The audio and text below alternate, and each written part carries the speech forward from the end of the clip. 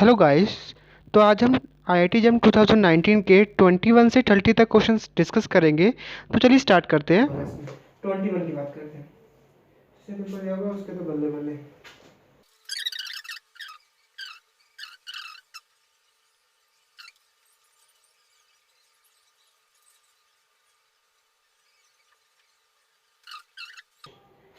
अच्छा, इसका हमें सिंपलीफाई वर्जन निकालना है, तो ट्राई करते हैं एक बार इसको।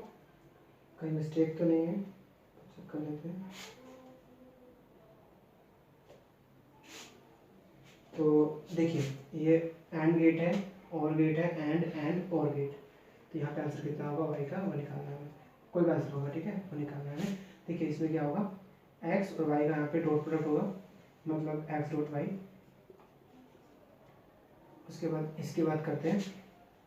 यहाँ से x मिला, यहाँ से z मिला, तो x प्लस जेड, क्योंकि ये और गेट है, x प्लस जेड यहाँ मिला।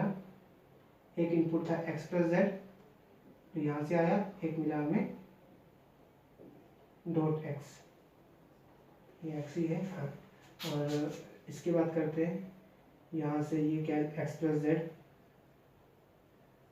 डॉट, यहाँ से हमें कुछ और मिल रहा है। एक इनपुट तो x प्लस जेड है, एक इनपुट मिला हमें y।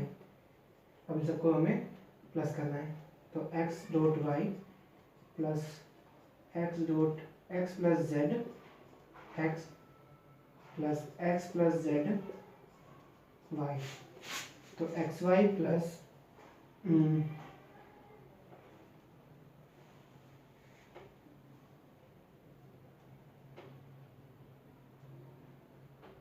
वाई है, X X plus X Z plus X Y plus X Z.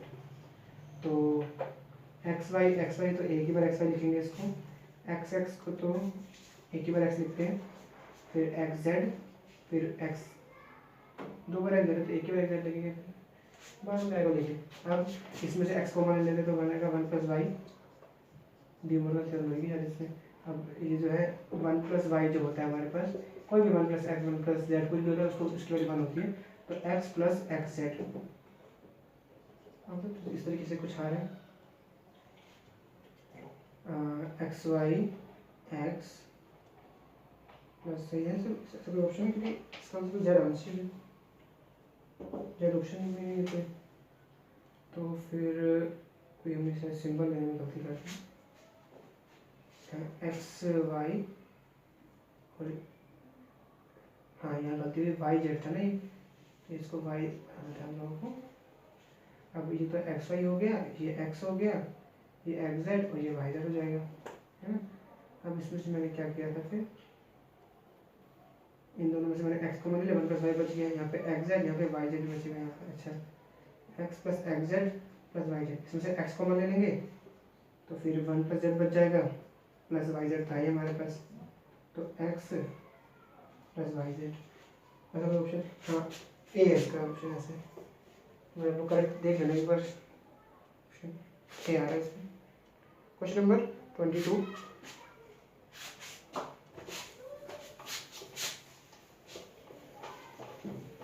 Question number 22 है हमारे पास कि the amount of work done to increase the speed of electron from c/3 to c/3। अच्छा, मतलब जब एक इलेक्ट्रॉन की स्पीड जो है वो c/3 से 2c/3 हो गई है, तो उसने कितना वर्क किया, मतलब कितने वर्क में उसने, मतलब वर्क कितना बढ़ा उसका।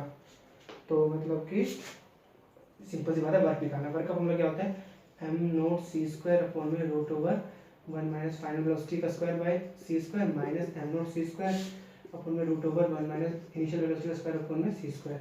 कॉमन में एम नोट सी स्क्वायर तो आ जाएगा यहाँ पे वन अपॉन में root over one minus v f square by c square minus one upon root over one minus V I square by V C square, sorry. और M naught सी square की value लेके 0.511 mega electron कितनी होती है, mega electron में answer. अच्छा, लिख लीजिए इसको भी। और हमें इनिशियल फाइनल वेलोसिटी दे रखी है वन अपॉन में root over one minus v f दे रखा है 2c/3 का whole square divide by c square minus one upon में root over one minus initial velocity रखी c/3 whole square by c square, ठीक है। तो कितना है 0.55 इंटू 1 में 6 का 6 का कट गया 9, 4/9, 9 - 4 √5 आएगा शायद इसमें, माइनस 6 का 6 का कट गया 3 का स्क्वायर 9, 9 - 1 8 √8 आएगा इधर शायद इसको सोल्व करना, इसका आंसर पता नहीं, आप निकाल के मुझे कमेंट करना। आंसर लेके आना ना, किलो इलेक्ट्रॉन वोल्ट में निकालना है आपको, मतलब ये मेगा इलेक्ट्रॉन वोल्ट में है, तो वो कन्वर्ट करना पड़ेगा आपको। मेगा मतलब 10⁻6 होता है, तो मेगा को किलो में कन्वर्ट करना है, बड़े को छोटे में करना, डिवाइड करना पड़ेगा आपको 10⁻3 से। 23 क्वेश्चन में आप पढ़ते हैं वो।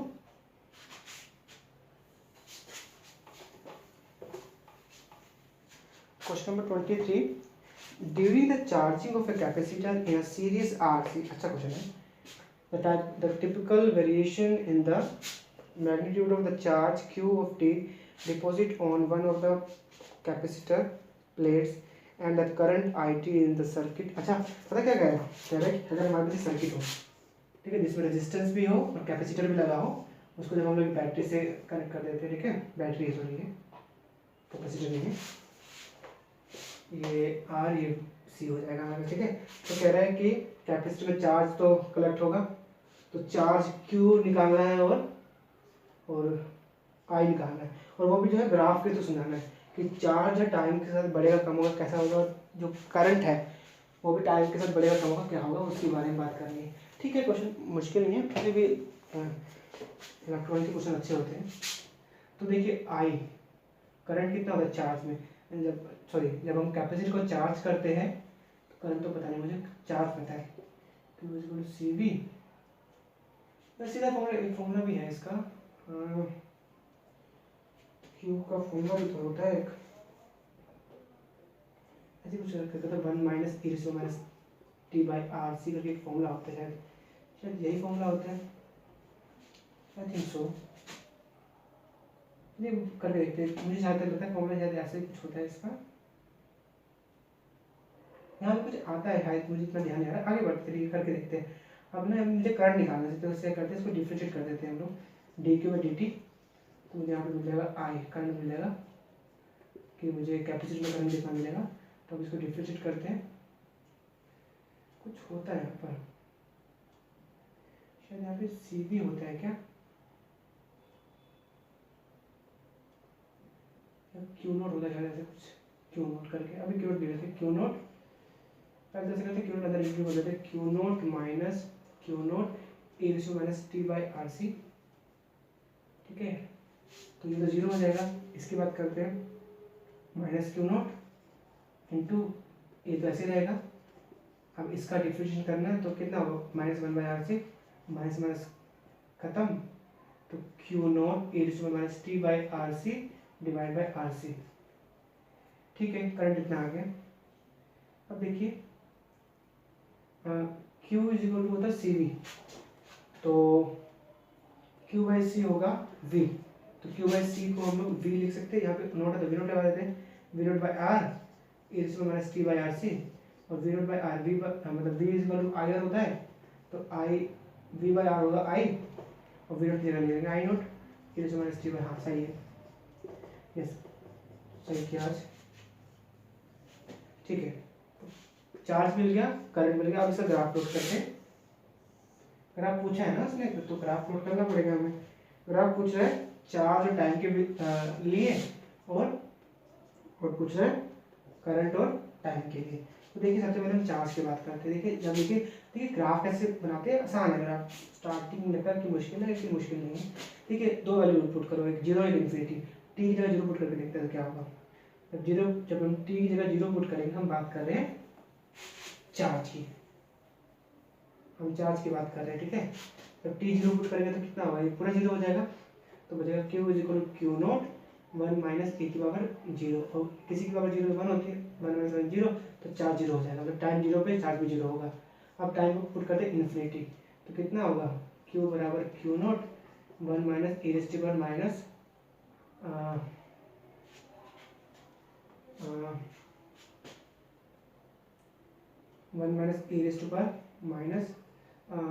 e⁻ यहाँ पे इन्फिनिटी माइनस इन्फिनिटी हो जाएगा इस तरीके से, तो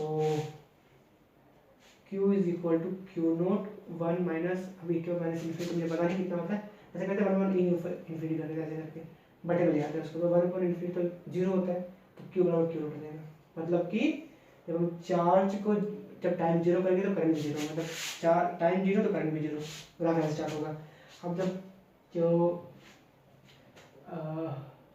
और जब टाइम जो है हमारे पास इन्फिनिटी हो जाएगा तो चार्ज क्यू नोट की वैल्यू होती है, और माइनस है तो ऐसे बनेगा, मतलब ऐसे करके ग्राफ बनेगा इसका, ठीक है। मतलब 0 पे 0 और ये वाली मतलब यहाँ पे वो ग्राफ है सैचुरेटेड है क्योंकि क्यू नोट मैक्सिमम वैल्यू है, तो कुछ ऐसा होना चाहिए इसमें। इसके बाद करते हैं करंट की बात करते हैं। जब इसमें टाइम 0 पुट करेंगे तो आई टी इज 0 तो हो जाएगा आई नोट। जब हम लोग टाइम पुट करेंगे इन्फिनिटी तो आई नोट इज से infinity I note by infinity 0 हो जाएगा ये, मतलब कि टाइम 0 पे करंट मैक्सिमम हो जाएगा आई नोट, और टाइम इन्फिनिटी पे करंट 0 हो जाएगा। मतलब अगर आप कुछ ऐसे बनना चाहिए, एक सेकेंड, ई का है ना, तो ई का तो ऐसे करके थोड़ा कर्व करके बनता है, तो कुछ ऐसे बनेगा ग्राफ इसका है। तो इसका ऑप्शन है, तो ऑप्शन मैच तो कर रहे हैं इसमें। तो चार्ज के लिए ग्राफ है ए, फर्स्ट भी सही है इसका, और करंट के लिए जो है वो सेकंड सही है, फर्स्ट एंड सेकंड सही है, मतलब ए ऑप्शन सही है इसका। आगे बढ़ते हैं।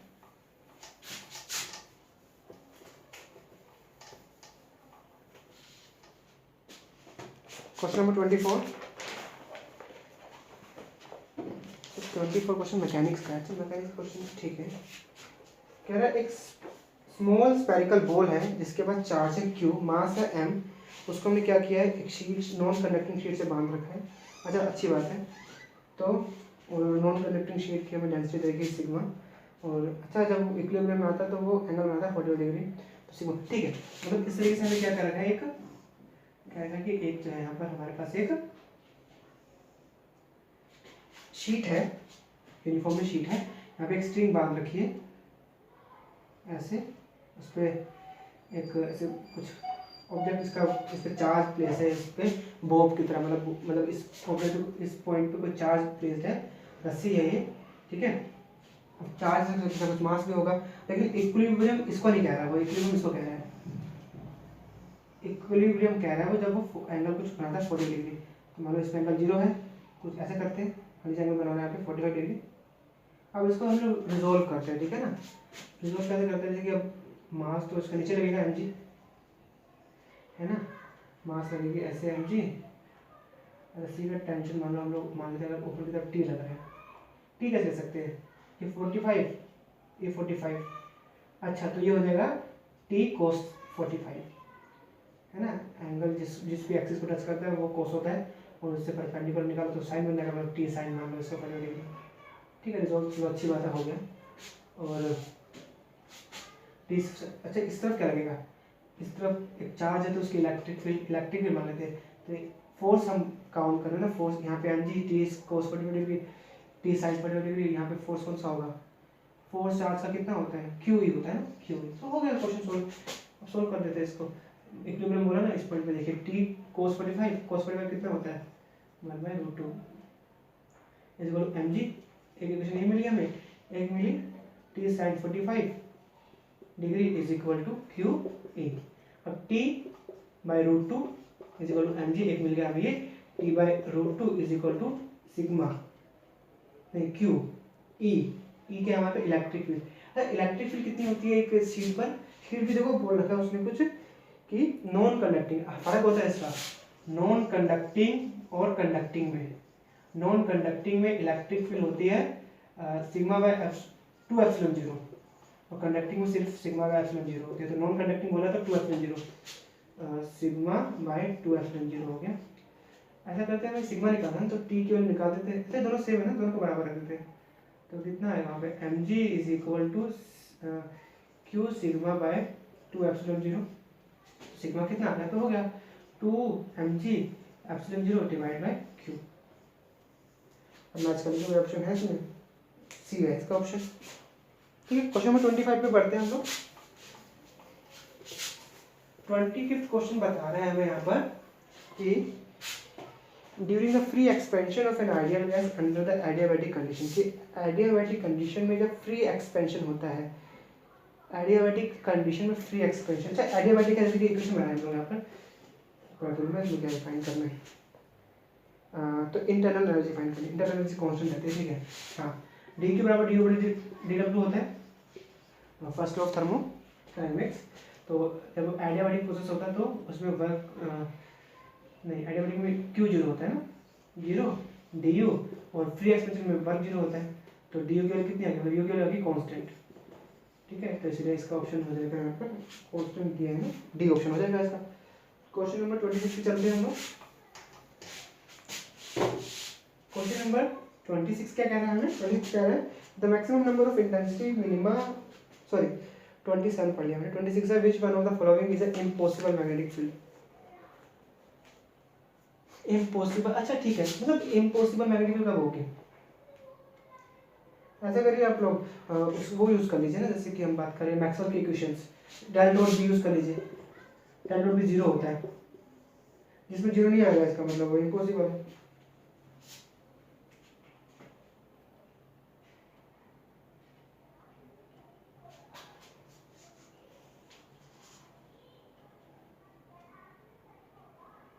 करके देखिए एक बार इसको, देखते हैं कौन सा ऑप्शन होगा इसका, ए देखते हैं एक बार, डेल डॉट भी करना, तो डेल का मतलब क्या होता है, d by d x I cap plus J cap d by d y plus k cap d by d z, और बी की वैल्यू में दे रखी है, कितनी दे रखी है, 3x² z² i cap minus 2x z³ z cap.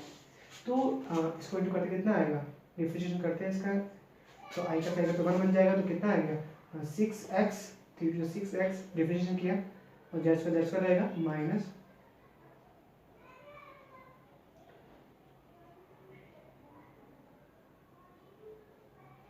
हाँ जीरो बनेगा ये।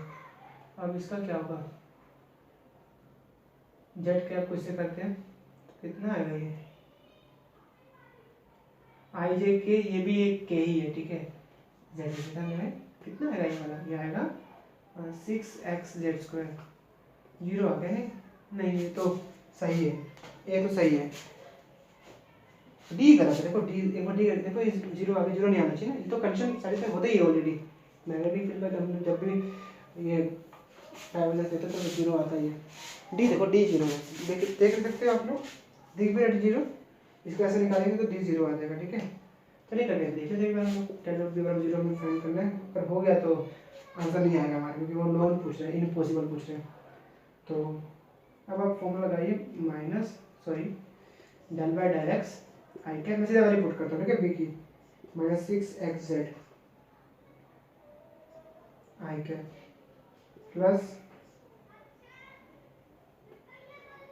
जे cap del by del X 3y z² के कैप, सॉरी यहाँ पे ना जे कैप दे रखा, तो कितना आएगा इधर, इधर आएगा माइनस 6z, वहाँ पे माइनस 6z आएगा, नहीं 6y आ जाएगा ना वहाँ पे, नहीं वहाँ पे जीरो आ जाएगा, क्योंकि एक्स तो कोई है नहीं, देखिए जीरो तो नहीं आया तो ये पॉसिबल नहीं है, ठीक है। तो ये इसका आंसर है। क्वेश्चन नंबर 27 पढ़ते हैं। 27 क्वेश्चन कह रहा है the maximum number of intensity minima that can be observe in the Fraunhofer diffraction pattern of the single slit illuminated by the laser beam. The maximum number of intensity minima that can be observed in the front of a diffraction by single slit by laser beam is will be कितनी होगी। अच्छा ठीक है, maximum number पूछ रहा है minima का। देखिए सबसे पहले बात करें फ्राउनहोफर की बात करिए ना, फ्राउनहोफर की बात करिए। फ्राउनहोफर डिफ्रैक्शन में क्या होता है कि फॉर्मूला ऐसा, जैसे कि हम लोग सिंगल स्लिट वगैरह पढ़ते थे, उसका जैसे उल्टा होता है, इसलिए ऐसा कुछ जैसे कि फॉर्मूला होता है, जैसे कि मिनिमा की बात करें तो मिनिमा के लिए फॉर्मूला उल्टा लगता है, जैसे 2d sin थीटा, जैसे हम मुझे तो याद है कि n लैम्डा होता है, तो यहाँ पे कितना होगा, यहाँ मिनिमा के लिए होगा n लैम्डा, और मैक्सिमा के लिए, मैक्सिमा तो पूछा ही नहीं उसने, लेकिन मैक्सिमा पूछता तो 2d sin theta is equal to n, यहाँ पे m यूज़ कर लो आप, m जो मर्जी चाहिए उसका, लो कॉन्स्टेंट जो है 2n + 1 लैम्डा/2, ठीक है। तो मिनिमा पूछा है उसमें तो लगाएंगे formula, 2d sin theta by N lambda. N पूछा है उसने, एन ही पूछा है क्या, मैक्सिमम नंबर ऑफ, हाँ मैक्सिमम नंबर इधर है, तो एन कितना आएगा, एन आएगा 2d sin थीटा, एन तो दिया है इसमें। अच्छा मैक्सिमम लेना कितना, 90 लगा दो उसको, 2d बाय लैम्डा हो जाएगा, और 2 क्या डी दिया है हमें, डी दिया तो वैसे करके 10 म्यू एम करके, और लैम्डा भी दिया हुआ 0.630 म्यू एम। देखा काट के क्या आएगा इसका आंसर बताना मुझे, ठीक है कमेंट में।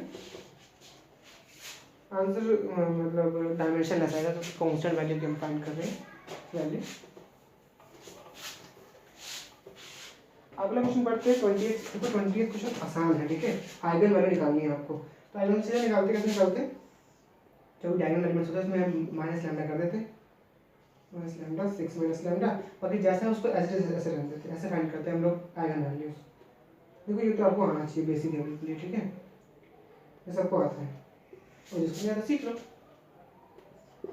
अच्छा ठीक है, कैसे करते हैं देखिए, जीरो जीरो करते हैं, पहले इसको लिखते हैं 3 माइनस लैम्डा, जैसे कि हम डिटरमिनेंट निकालते हैं, डिटरमिनेंट निकालेंगे इसका एक्चुअली में 3 माइनस लैम्डा लिख दिया, फिर ऐसे कट करते हैं, इनको इनटू करते हैं, 3 minus lambda 6 minus lambda minus 0, और फिर माइनस आई कैप। अब इसके बाद आई माइनस लगाते हैं यहाँ पर, उसके बाद ये गया आई से एक कॉलम एक रो गई, तो बचा क्या, इसको इससे इनटू करते हैं तो 0 हो गया, तो हो गया, साइन चेंज कर देते हैं यहाँ पे ना, नंबर 6 आयोटा, ये आई कहाँ से आते हैं, अच्छा आयोटा दिया हुआ है यहाँ पर, अच्छा ये भी आयोटा ही तो है, 6 आयोटा प्लस लैम्डा आयोटा, ठीक है, फिर 0 ही हो गया, प्लस 0 कितना आ गया, 3 माइनस लैम्डा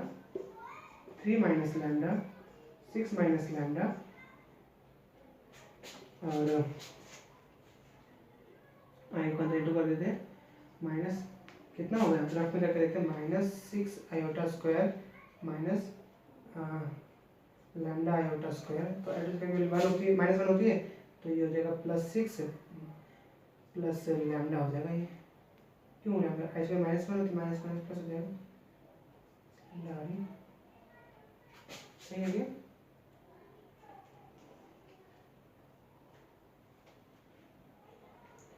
हमें क्या किया था, माइनस आई ये किया इसको इससे इंटू किया, तो माइनस 6 आई माइनस आना चाहिए ना यहाँ पर,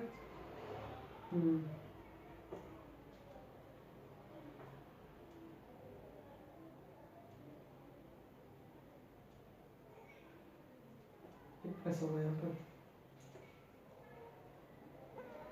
अब माइनस हो जाएगी, ये प्लस की वैल्यू रहेगी, तो कितना आ गया, तुम कितना आ रहा है माइनस, इसमें माइनस कॉमन लो इसमें से, तो आएगा 6 माइनस लैम्डा ना, माइनस ये रहा, माइनस वन अगर इंटू वाले तो प्लस बन गया, बन गया माइनस ये वाला, अब 6 माइनस लैम्डा करेंगे, कैलकुलेशन आप करके देखेंगे तो हो जाएगा, अब कॉमन आ रहा है 6 माइनस लैम्डा, बाहर निकाल देते हैं, अंदर बचेगा यहाँ पर 3 माइनस लैम्डा का whole square minus 1 is equal to 0,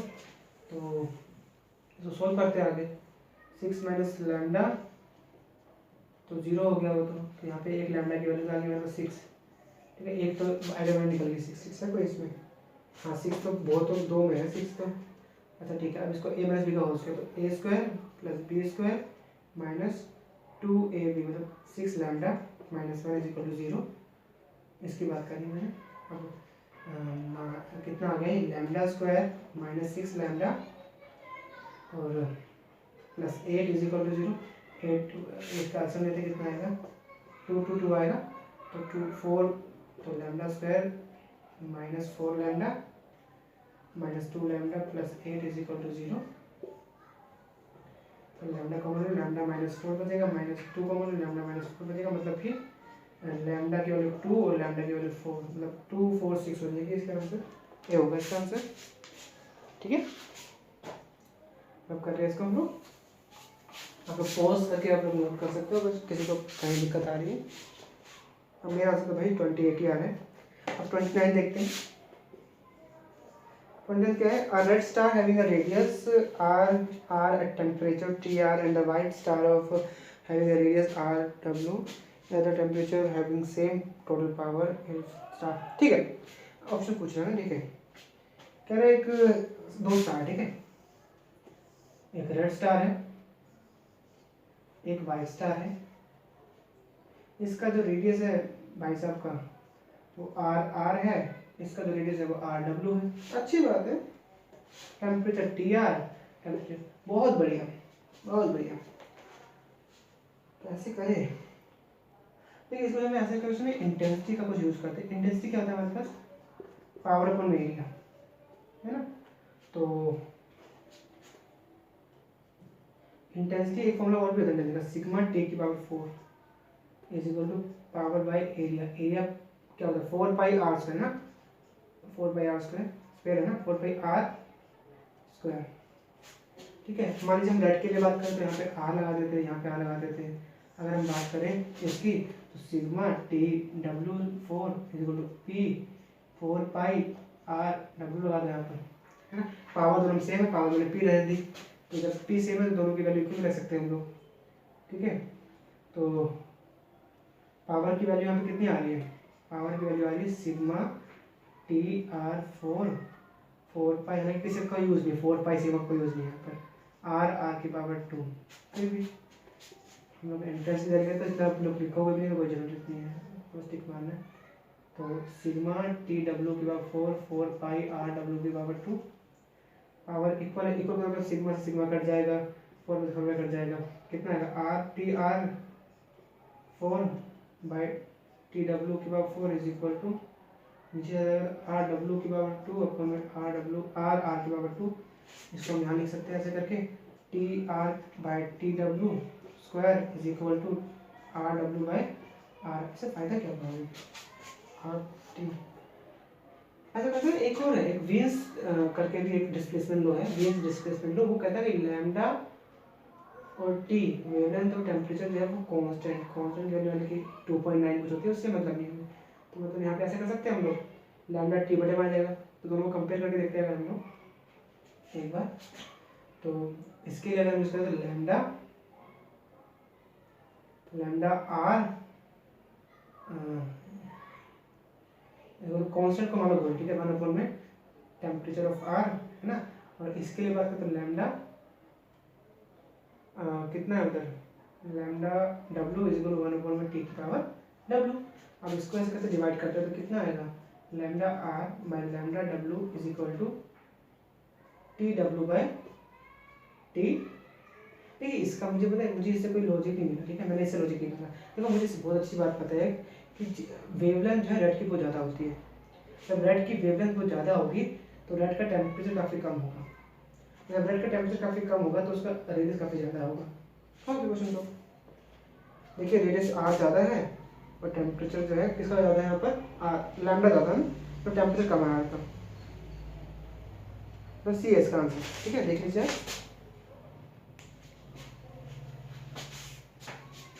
आगे बढ़ते हैं। अगला है क्वेश्चन नंबर 30, कह रहा है कि एक बॉल है जिसका मास स्मॉल एम है, is falling freely under gravity through the viscous medium in which attract force proportional to this. अच्छा मतलब कह रहा है कि एक बॉल है, ठीक है, पानी में या किसी इंक मान लीजिए कोई विस्कस तरह के मीडियम में वो जा रही है, ठीक है, तो मास तो उसका mg होगा। अब विस्कस फोर्स पता है कि जैसे कि नीचे आएगा तो इसके ऊपर की तरफ कोई फोर्स लगेगा, है ना, जैसे कि इसकी जो वेट होगा वो तो mg है।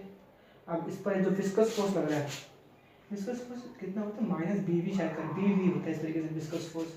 ठीक है, तो मतलब मैं इक्वेशन को मोशन बनाने की कोशिश कर रहा हूँ, कैसे सोल्व नहीं हो सकता।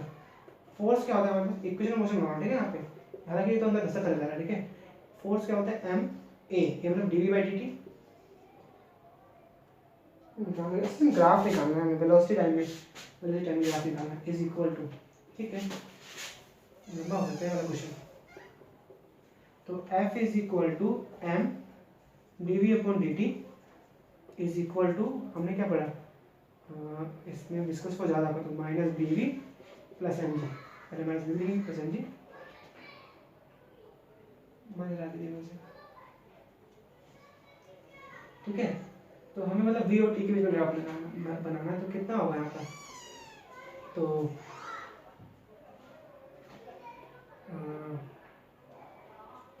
मतलब सेपरेट करना पड़ेगा यहाँ पे हमें, ये इक्वेशन ऑफ मोशन हमने लिखी है यहाँ पर, ठीक है। तो कैसे करें इसको, तो ऐसे करते हैं इसको डी वी अपॉन में minus b v plus m g, ठीक है, is equal to d t को वहाँ भेज देते हैं कि देखिए स्टार्टिंग तो करनी, मुझे भी समझ में नहीं आ रहा कैसे करना है, लेकिन ट्राई तो करना चाहिए ना। लेकिन क्या होता होगा इस तरह से, वी और टी के बीच में ऐसे निकलेगा यहाँ पे ग्राफ। देखिए अपॉन में एम भी तो था, अपॉन भेज देंगे तो यहाँ पे एम आ जाएगा, एम से बढ़ गया तो डी वी अपॉन में g minus b v by m is equal to d t, कैसे बना रहे हैं इसमें, ठीक है। आगे बात करते हैं हम लोग, और लिमिट अगर लेनी हो हमें, वेलोसिटी की लिमिट कहाँ से लेंगे हम, वेलोसिटी की लिमिट कहाँ से निकालेंगे,